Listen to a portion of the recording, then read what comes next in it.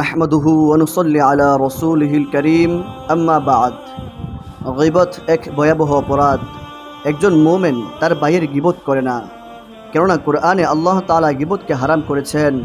আল্লাহ তাআলা কুরআনে বলেন, ওয়ালা ইয়াগতাব বা'দুকুম বা'দা আইয়ুহিব্বু আহাদুকুম আন ইয়াকুলা লাহমা আখিহি মাইতান ফাকারিহতুমুহু ওয়াত্তাকুল্লাহ ইন্নাল্লাহা তাওয়াবুর রহিম।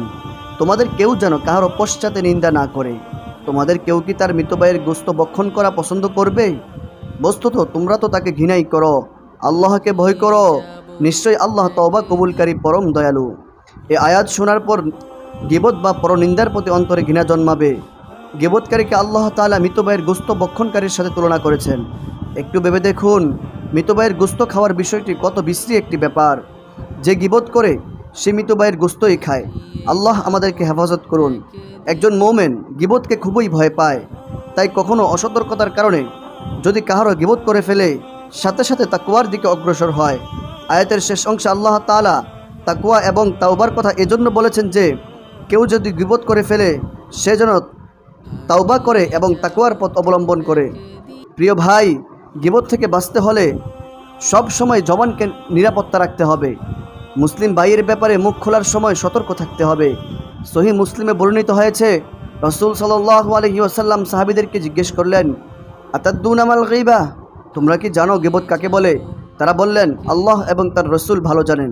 তিনি বললেন, যিকরুকা আখা বিমা ইয়াকদা, গীবত হলো তোমার ভাইয়ের ব্যাপারে এমন কথা বলা যা সে অপছন্দ করে। জনৈক সাহাবী প্রশ্ন করলেন, আমি যা বলি তা যদি তার মধ্যে থাকে? তখন রাসূল সাল্লাল্লাহু আলাইহি ওয়াসাল্লাম বললেন, ইন কানা ফীহি মা তাকুলু ফাকাদ তাবাইতা ওয়া ইল্লাম ইয়াকুন ফীহি ফাকাদ বাহাত্তা। তুমি যা বলো তা যদি তার মধ্যে থাকে তাহলে তুমি তার গীবত করেছ, আর যদি তার ভিতর না থাকে তাহলে তুমি তার নামে কুৎসা রটিয়েছ। একজন মুত্তাকি মুসলমান প্রকাশ্য অপ্রকাশ্য গীবত থেকে বেঁচে থাকে, যেন মৃত ভাইয়ের গোশত খাওয়ার মতো কঠিন গুনার কাজ তার দ্বারা না হয়। গীবতের শাস্তি খুবই ভয়াবহ।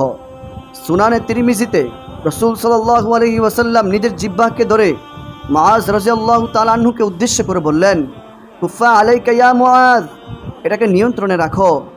মুআজ রাদিয়াল্লাহু তাআলা আনহু বললেন, হে আল্লাহর রাসূল, কথার কারণেও কি পাকড়াও করা হবে?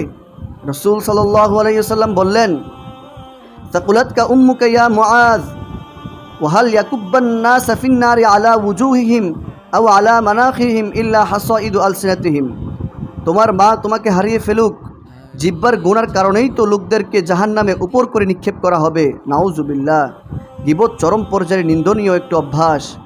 যাদের ভিতর ঈমানের নূর আছে, পরশ আছে, গয়রত আছে, আত্মমর্যাদা বোধ আছে, তারা কখনো গীবত করতে পারে না। আল্লাহ আমাদেরকে এই জঘন্য গুনাহ থেকে হেফাজত করুন।